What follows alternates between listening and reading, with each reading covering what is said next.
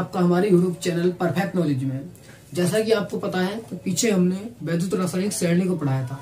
आज हम विस्थापन और द्विविस्थापन अभिक्रिया को पढ़ने वाले हैं। तो देखिए विस्थापन नाम से ही पता चल रहा है कि विस्थापन यानी कि कोई एक दूसरे को विस्थापन करेगा। यानी कि देखिए डेफिनेशन बिल्कुल आसान है, बस मतलब समझिए। विस्थापन मतलब होता है उसकी जगह से दूसरों को हटा देना, विस्थापन कर देना, यार खुद जगह ले लेना, है ना। तो देखिए परिभाषा, वह रासायनिक अभिक्रिया जिसमें अधिक अभिक्रियाशील पदार्थ कम क्रियाशील पदार्थ को उसके यौगिक से अलग कर देता है, वह विस्थापन अभिक्रिया कहलाती है। देखिए मैंने बोर्ड पे आपको स्पष्ट लिख दिया है, आप यहां से देख के लिख लेंगे, ठीक है। देखिए वह रासायनिक अभिक्रिया जिसमें अधिक अभिक्रियाशील पदार्थ या तत्व भी कह सकते हैं आप, कम अभिक्रियाशील पदार्थ को उसके यौगिक से अलग कर देते हैं, ये कर देता है बातें की विस्थापन अभिक्रिया कहलाती है, ठीक है। एग्जाम्पल देखिए, लोहा प्लस CuSO4 क्रिया करी तो देखिए Cu को उठा के फेंक दिया बाहर और खुद जगह ले ली, है ना। तो ये कैसा हुआ देखिए समझिए, मैंने अभी पीछे वैद्युत रासायनिक श्रेणी पढ़ाई थी आपको, तो उसमें जो अधिक क्रियाशील था देखिए FeCu से अधिक क्रियाशील। देखिए Fe पहले आ रहा है Cu से। देखिए वैद्युत रासायनिक श्रेणी याद कीजिए, अगर याद हो तो आपको लेखा वासुरी को, ना मुझे अलमीना जी को क्रोफी, CD को नहीं सुना पीडी पर हम गाए चप्पा, सी कॉपर चप्पा, और देखिए Fe पहले ही आ गया, तो इसलिए अधिक क्रियाशील है। इसने क्या करा, इसके यौगिक से, किसके यौगिक से, कॉपर सल्फेट क्या, ये कॉपर का सल्फेट का वो है यौगिक है, इसने कॉपर को उठा के फेंक दिया, खुद जगह ले ली Fe। और अब आप कहेंगे सर यौगिक क्या होता है, तो यौगिक देखिए मैंने नोट में यहाँ लिखा है, दो या दो से अधिक तत्व, जहां दो या दो से अधिक तत्व होंगे उसे यौगिक बोलते हैं। क्या बोलते हैं, यौगिक, कि ये यौगिक है। देखिए यहाँ पर आपको दो तत्व दिखाई देंगे, एक Cu और SO4, ये सल्फेट है और ये कॉपर है। कॉपर सल्फेट पूरा नाम है इसका, लोहा Fe, और ये बनेगा फेरस सल्फेट, और ये बनेगा तांबा, अलग फेंक गया। तो इस तरीके से बहुत सारी क्रिया है जो इससे क्वेश्चन भी है, शॉर्ट अति लघु जो होंगे ऐसे कि वो कहेगा कि कोई क्वेश्चन है, मान लो इस तरीके से यही बना रहा हूं मैं कि लोहा कॉपर सल्फेट के विलयन से कॉपर को विस्थापित कर देता है, जबकि ये सिल्वर ऐसा नहीं कर पाता, क्यों, या सोना ऐसा नहीं कर पाता, क्यों। तो इस तरीके से क्वेश्चन जो बनेंगे वो यही कारण होगा कि वैद्युत रासायनिक श्रेणी में उन्हें ऊपर रखा गया है उससे, इसलिए वह ऐसा कर पा रहा है, ठीक है। चलिए तो दूसरा एग्जाम्पल देखिए, Cu प्लस FeSO4 एरो कोई क्रिया नहीं। देखिए Cu Fe, अब Cu को कहा जा रहा है कि तू फेंक इसे, तो नहीं कर सकता ऐसा हो, क्योंकि ये जो अधिक क्रियाशील है ये नहीं फेंक सकता। मैं बात कहूं कि देखिए एक, इसे समझाने के लिए मैं एक एग्जाम्पल दे रहा हूं। मान लो कोई बलवान व्यक्ति है, यानी कि आप खली को ले सकते हैं कि खली है, तो आप पिक्चर हॉल में बैठे हैं और खली आ जाए, वो कहे कि उठे से, तो आप चुपचाप अपना अवस्था उठाएंगे, उठ जाएंगे और वहां बैठ जाएंगे उसकी जगह पर। चाहे आप ऐसे कह सकते हैं, आप पिक्चर हॉल में अपनी बीवी के साथ या अपनी गर्लफ्रेंड के साथ पिक्चर देख रहे हैं और खली आ जाए और वे उठाए, तो आप उठ जाएंगे एक तरफ और वे बैठ जाएंगे, है ना। तो यही कहा हुआ है, ये खली है यहाँ पर और आप Cu यहाँ पर, तो आपको उठा के फेंक दे और खुद आगे Fe। और अब देखिए, अब खली साहब बैठे हैं अपनी पत्नी के साथ या अपनी गर्लफ्रेंड के साथ, और आप कह रहे हैं खली को उठिए, तो उठ थोड़ा ना जाएंगे, तो आप आराम से, कोई कुछ नहीं हुआ, कोई क्रिया नहीं, आप अलग जहां सीट मिलेगी वहां जाके बैठ जाएंगे, ठीक है। बात समझ में आई है, केवल आपको समझाने के लिए, बाकी कुछ नहीं है, ठीक है, अदर ना लीजिए। तो देखिए मैं बता रहा हूं, जो अधिक बलवान है वो दूसरों को उठा के फेंक देगा, और जो कम बलवान, वो है ही नहीं, कमजोर है, तो वो बेचारा आराम से, कुछ नहीं होगा, कोई क्रिया नहीं होगी। समझ में आई बात। तो जो अधिक क्रियाशील है वो कम क्रियाशील तत्वों के यौगिक से उसको अलग कर देता है, यानी फेंक देता है बाहर, जैसे Cu को फेंक दिया।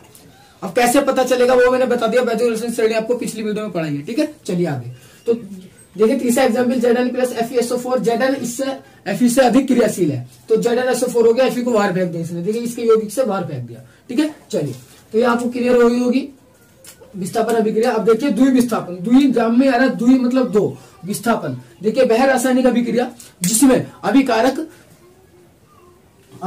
के मध्य आयनों का आदान प्रदान होता है, वह द्विविस्थापन अभिक्रिया कहलाती है। एक बार रिपीट करूंगा, वह रासायनिक अभिक्रिया जिसमें अभिकारकों के मध्य आयनों का आदान प्रदान किया जाता है, वह द्विविस्थापन अभिक्रिया कहलाती है, ठीक है। तो यानी कि अभिकारक एक दूसरे को क्या करेंगे, आयन देंगे, वो उसे और वो उसे, ठीक है। और एक बात नोट में अगर आपको याद रखने के लिए है कि हमेशा द्विविस्थापन अभिक्रिया में, या इसका नाम उभय विस्थापन अभिक्रिया भी है, ये भी क्लियर कर लेंगे, इसलिए डबल लिख दिया मैंने, ठीक है। चलिए, तो इसमें क्या होगा, जो अभिकारक होंगे, अभिकारक हमेशा कितने होंगे, यौगिक होगा। अभिकारक क्या होगा, यौगिक। अभिकारक तुम्हें हमेशा दोनों यौगिक मिलेंगे, दोनों अभिकारक क्या होंगे, यौगिक मिलेंगे। देख सकते हैं आप पहला ही एग्जाम्पल देखिए, NaOH, Na सोडियम है, OH हाइड्रोक्साइड है, तो देखिए 1 2 यानी कि यौगिक है, K हाइड्रोजन, C क्लोराइड, ये देखिए यौगिक है। तो आपको पहचान है आप इस तरीके से पहचान कर सकते हैं किसकी, यौगिक की। और हम पहचान कर सकते हैं द्विविस्थापन अभिक्रिया की, कि अगर द्विविस्थापन अभिक्रिया तो अभिकारक दोनों यौगिक होंगे, क्या होंगे, दोनों यौगिक। अब देखिए होती कैसे अभिक्रिया, वो समझिए। देखिए यहाँ पर Na है, OH है, यहाँ पर HCl है, तो ध्यान रखना ये Na जो है ये इसके पीछे वाले से, यानी कि इसका जो भाग होगा अगला वाला इसके पीछे लगेगा, यानी कि पीछे लगेगा इसके, कहा, तो देखिए NaCl, और ये जो है ये इससे जुड़ेगा, तो HH 2H हो गए, H2O। बात समझ भाई। देखिए दूसरी अभिक्रिया नहीं आई तो दूसरी देखिए, HCl और KOH। देखिए ये H जो है ये किससे जुड़ेगा, किससे लगेगा, OH से लगेगा, क्योंकि OH ही तो दूसरा तत्व है, तो H2O जल हो गया होगा, और ये जो K है इसका बाद वाला इससे लगेगा, KCl हो गया होगा। समझ में आ रही है बात। देखिए ये पोटेशियम क्लोराइड बन गया, ये जल बन गया, और यहाँ था ये हाइड्रोक्लोरिक अम्ल और पोटेशियम हाइड्रोक्साइड। नाम आप लिख सकते हैं, मैं बोल रहा हूँ, हाइड्रोक्लोरिक अम्ल, पोटेशियम हाइड्रोक्साइड, इसका है पोटेशियम क्लोराइड, इसका है जल, इतना पता आपको। देखिए एक एग्जाम्पल और उठाया मैंने, सिल्वर नाइट्रेट। सिल्वर नाइट्रेट ये है हमारा सोडियम क्लोराइड, सोडियम क्लोराइड। देखिए ये Ag कहाँ आएगा, इसका जो अगला भाग है ये जुड़ेगा इसके पीछे भाग से, कहा, पीछे, तो AgCl हो गया होगा, AgCl, और NaNO3 यानी कि सोडियम नाइट्रेट। तो इस तरीके से यह अभिक्रिया होती है, यानी कि ध्यान रखना है इसका आगे का भाग और इसका पीछे का भाग, इसका आगे का भाग और इसका पीछे का भाग एक साथ जुड़ेगा, और इसका आगे का भाग इसका पीछे का भाग एक साथ जुड़ेगा, ठीक है। देखो इस अभिक्रिया में यही हुआ था, सब में यही हो रहा है, ठीक है। बहुत सारी अभिक्रिया ऐसी होने वाली है, आपको पढ़ाने वाला हूं जो जिसमें ऐसा होगा, ठीक है। ध्यान रखना एक बात और, ये जो भाग है आपको दिखाई दे रहे हैं पॉजिटिव है, H पॉजिटिव। जब मैंने आपको यहां पर, चलिए इसे लिख के समझाता हूं, KCl प्लस KOH एरो। देखिए ये जो भाग है K, ये पॉजिटिव होता है, निगेटिव होता है, ये कैसे लिखा गया है, HCl है, सॉरी ये HCl है।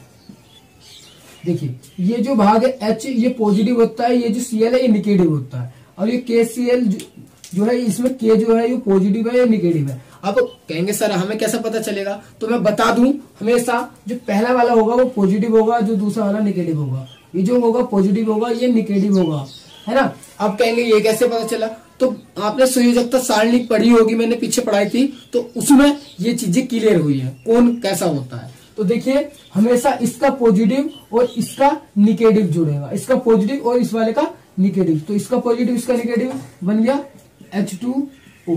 देखिए H और OH H2O, इसका पॉजिटिव इसका निगेटिव, और पहले पॉजिटिव लिखा जाता है हमेशा, तो पॉजिटिव K है और Cl निगेटिव है। इस तरीके से समझ आई बात। देखिए इस वाले में भी यही हुआ है। चलिए ये तो ऐसा ही एग्जाम्पल है, इसे समझाने की कोशिश करूंगा मैं दोबारा एक बार और। देखिए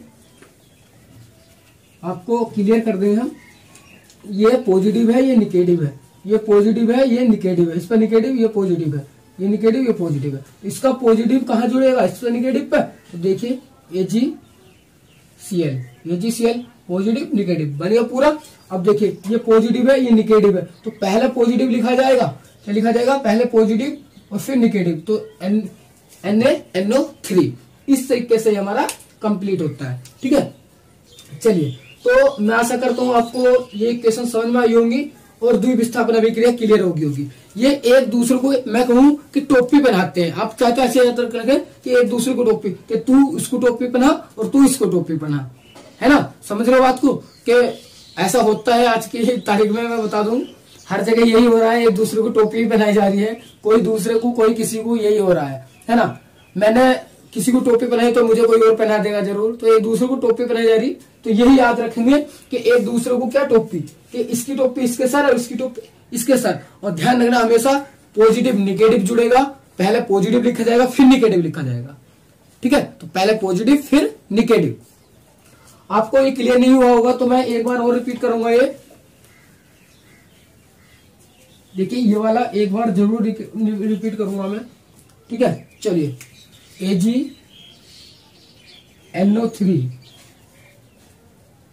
प्लस NaCl। अब देखिए, अब बात करें कैसे, तो देखिए ये पॉजिटिव है, इसका ये निगेटिव है, ये पॉजिटिव है, ये पॉजिटिव है, निगेटिव है। तो देखिए इसका पॉजिटिव इसके निगेटिव से जुड़ेगा तो AgCl प्लस इसका पॉजिटिव निगेटिव से जुड़ेगा तो Na पॉजिटिव है और NO3 निगेटिव है। तो इस तरीके से एक इक्वेशन बनती है। नाम आपको मैंने बता ही दिया है पीछे। चलिए, तो आज के लिए इतना ही भाई। अगली वीडियो में मिलेंगे अगले टॉपिक के साथ, ठीक है। तो आप इसका स्क्रीनशॉट लेंगे।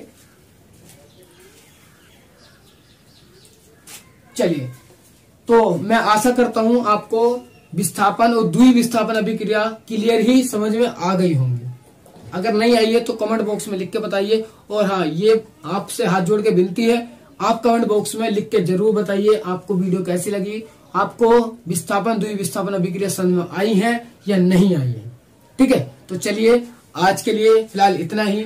अगले टॉपिक में मिलेंगे अगले टॉपिक के साथ। चलिए चलते हैं। जय हिंद।